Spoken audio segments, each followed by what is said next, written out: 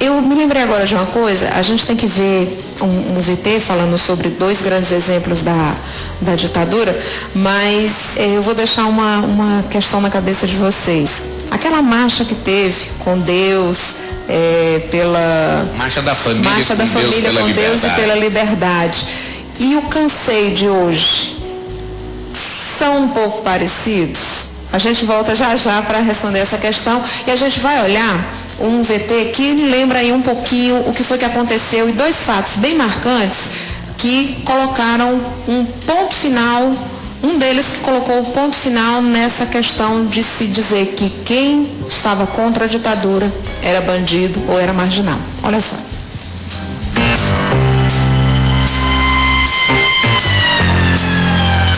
Um período marcado por autoritarismo, censura, perseguição política, repressão e tortura.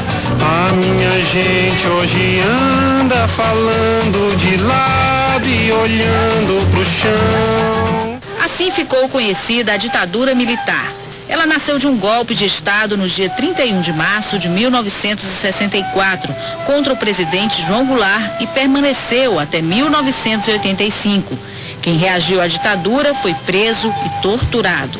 Como beber dessa bebida amarga, tragar a dor, engolir a labuta, mesmo calada a boca resta o peito. Em outubro de 68, o cearense Frei Tito foi preso por participar de um congresso clandestino da União Nacional dos Estudantes em Ibiúna, São Paulo. Foi fichado pela polícia e se tornou alvo de perseguição da repressão militar.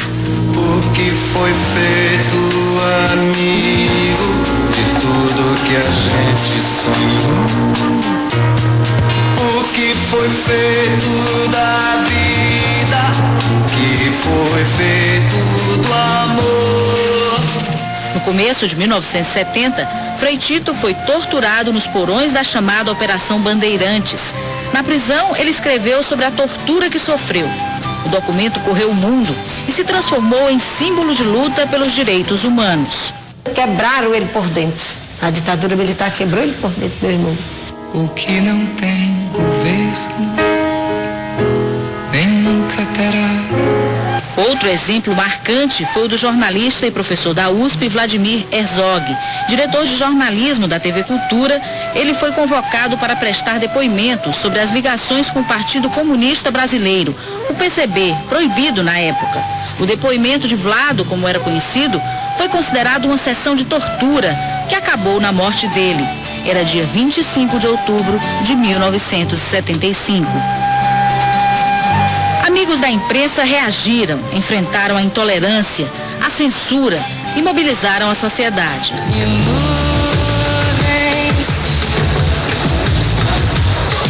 Do céu, jogavam manchas torturadas. Hoje, Vladimir é considerado o símbolo da luta pela democracia no Brasil.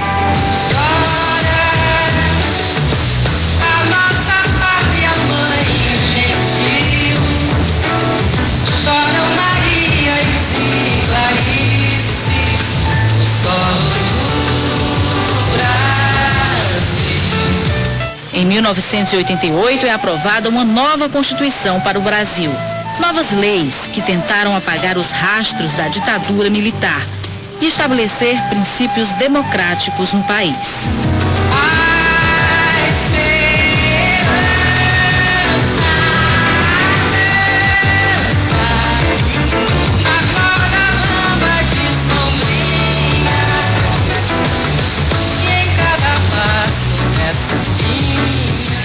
Aí a gente vê um pouquinho o resumo do que foi esse período negro, né? E se vocês perceberam, esse quadro que eu tenho aqui apareceu lá na matéria. E eu queria que o Mário e o Chico falassem sobre esse quadro, principalmente porque o Mário está aqui e o Chico está bem aqui, ao lado da esposa dele, a Helena. Então, existiu realmente um cartaz assim, procurando por vocês? Exatamente. Este não é exatamente o cartaz usado na época. Isso é uma recriação livre nós produzimos esse cartaz por ocasião dos 20 anos da anistia, em 1979, exatamente para chamar a atenção do país para esse período, né? Então, neste cartaz era exatamente como está a parte de cima, né? Era distribuído nas rodoviárias, nos aeroportos. Como, né? Se fossem marginais. Como se fossem marginais. Bandidos, exatamente. Então aqui nós temos 10 fotos, desses 10, 5 foram assassinados. Sendo que desses 5, 4 até hoje são desaparecidos e todos constam deste livro. Né? Esse livro que foi lançado na quarta-feira da semana passada. Então, vamos dizer aqui o nome dos que foram assassinados. José Montenegro. José Montenegro. Foi um estudante aqui da escola, da atual Cefet. Escola Técnica Antiga, Escola Técnica Federal, Industrial na época. Jana Barroso, que era uma estudante de Química, que foi desaparecida da Guerrilha Araguaia, que é prima do teatrólogo conhecido aqui, o Oswaldo Barroso. O Bergson Gujão, que ele também é estudante da Universidade Federal do Ceará, também desaparecido no Araguaia. Davi Capistrano, que estava fora do país e foi pego quando entrava no país, né? Na fronteira do Uruguai, e aí desapareceu até hoje. E Odígias Carvalho, que é o único que não é cearense, mas nós colocamos aí porque ele viveu aqui no Ceará, participou do movimento estudantil, fugiu daqui para Pernambuco para não ser preso, e lá foi preso e assassinado sob tortura. Inclusive foi preso comigo na época. Eu vou te fazer uma pergunta, deixa eu pôr aqui esse cartaz aqui, esse quadro aqui. Hoje, se estivéssemos no ano de 1990, São Paulo estaria estarrecido porque exatamente no ano de 1990 foi descoberta uma vala clandestina no cemitério de Perus, onde muitos corpos foram encontrados. E, inclusive, se sabe que essa vala era utilizada para acobertar os mortos da ditadura. Quantos corpos vocês têm ideia de que tenham sido encontrados e quantos foram identificados nessa vala de São Paulo, do cemitério de Perus? Cemitério de Perus. Inclusive há um documentário chamado Vala Comum, que nós trabalhamos muito ele aqui, exibimos muito ele aqui em palestras, que documenta essa escavação e a identificação de alguns corpos.